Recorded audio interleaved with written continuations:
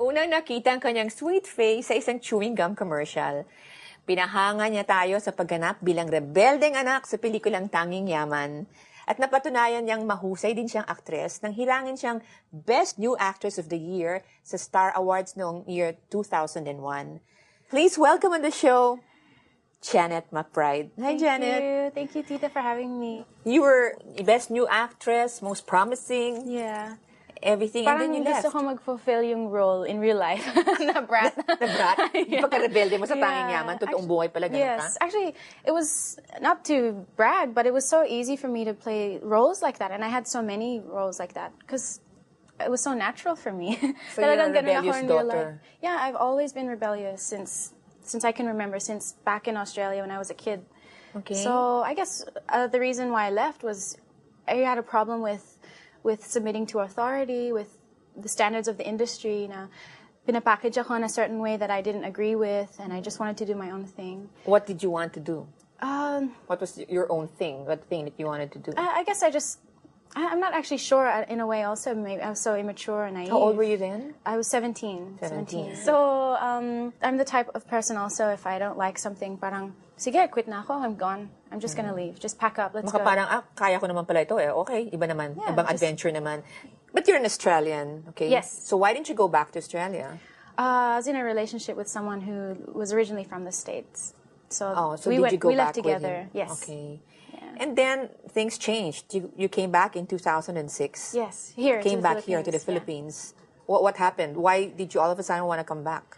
I think because when I was in the States, I had, I guess you would say, normal jobs. You know, I worked as a cashier, or I worked in a clothing store, customer service. And although at the time I felt parang medyo embarrassed or ashamed, but I know that God really humbled me during those times. And at first, kasi I would say, you know, don't you know, in my head, you don't even know who I am. You don't know where I came from. You know, you don't know how much money I used to make. Things like that. Super. So you believe that God dealt with that arrogance, that pride? Really humbled me down and really taught me how to earn money the hard way and save it and then be a student at the same time. So money was easy for you before. Yeah. So now it was hard. And so I think part of that I missed showbiz because of the money and the fame part of it. Now, I wanted to be recognized all over again. So I thought, maybe I'll try it again. I'll do it one more time. So that's when I came back last year. That's why you got back in 2006. Yes. But what happened between then and now?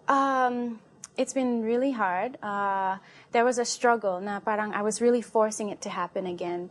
And even forcing it to happen, meaning your showbiz with career. Showbiz, right. And as much as I would pray for work, and there were no offers, and then the few that I would get were, you know, it's nothing long term. All this time you were still in that relationship with that man? No, actually, that ended this February of this year. So during the time that you were struggling with your showbiz career, you were still on with that particular person. You still had a relationship with him. But you mentioned to me a while ago that you really already were starting to know God and have a relationship with Him in 1999. Yes. But you were rebellious also. Yes. Okay, so it was always me fighting with God ever since I first knew Him in '99, like you said. And I knew that God had called me to do better things or different things, and even to join the youth service and things like that in church. But because of the relationship and my wanting to be in that relationship so much, that I really compromised my faith. And for 7 years, it was always a battle between me and the Lord. But what happened that all of a sudden you cut off your relationship with that man in your life, and then you really decided to obey God and really follow Him? Well, it's really been on and off. You know, there'd be through the years I would say, okay, this is it. I'm gonna stand up for the Lord, and I would change, yet stay with Him. And then I would do that over and over again. But then this February, I guess because we had a lot of, rough patches last year. So, you know, I remember, like, with a lot of people in their relationships, they put spirituality parang in a corner or something. Right. So, like, there's the physical, there's emotional, and spiritual. Compartmentalized. Yeah, you know, and that's how I felt also. Okay, on Sundays, that's our spiritual time together now. Pero ngayon, I realized that the spirituality is supposed to be the core, and God's supposed to be the core that holds it together and you together. your whole being. And that's what we didn't have. We didn't Okay. have that spiritual side or the core together. And I wanted to do more, and I knew that God wanted me so much, and I wanted to serve Him, but I couldn't do that in the relationship. So in February, it was actually very mutual, and we both decided, let's just go our separate ways.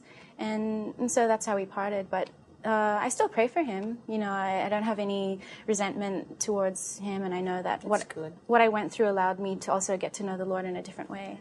And then now you decided to go back again to Australia and to study Yes. communications and deaf studies. Yeah, I was studying that in the States, yeah. They had this course on sign language, and I've always been fascinated by it since I was a child. So when I found out that they have sign language in my college, I took it up. So I go, sige, I'll try. Kung okay naman ako, I'll go with it. And I really love it. Parang for me, because it's like a secret language. But unfortunately in Australia, they don't have that course. So I'll be taking up human studies, which is like social work or counseling and things like that. That's wonderful. Yeah, so I'm excited to... So that's what you're planning to do when you go back to Yes. Australia. Finish your studies Yeah. and anything else aside from... Oh, well, my whole family's there, so I'd love to just spend time with them and be with them. I'm I sure haven't they seen miss them. you. Yeah, I haven't seen them Yeah. in 8 years, so it'd be great. Janet, there are a lot of young people who are probably watching us right now. And is there anything that you'd like to tell them, encourage them with? Those who are struggling and really... Yeah. Whether to obey God or not, Right. or yeah. I think it's crucial also at a certain age, because when I was actually I started knowing the Lord when I was about 15, and that's the age where I didn't realize that the things that I would do at that age would really have such a great effect until now, in my adulthood. And I think one important thing is don't just live on impulse, don't just quit and just go and do things without thinking of the future or kung sino yung, mga kasama mo or who's going to be affected, like my family were affected. So I think it's, don't just live on impulse and rebel and just do anything you want, And another thing is really, if there's something that is holding you back from a deeper relationship with the Lord, then you have to let it go. You really do, and just know to follow God, because the problem with me is I thought if I surrender everything to the Lord, like my relationship and stuff, parang I'll be so badoy, and parang maybe the Lord wants me to be a nun, or the Lord wants me to do full-time things for Him, and then I'll be so badoy. Parang I didn't realize pala that you can have the same career. I could still be in showbiz if God willed. I could still be, say, a doctor, or you could still do things, yet this time it wouldn't be for your own desires, And if I could just mention also one thing is, this young girl from church that I heard her say that King David in the Bible didn't want to be famous for himself, but he wants to make his God famous. And I know now that's what I want also. It's not to be famous for me, but I want my God to be famous through me. Yes, that God will be glorified in everything that you do. Right.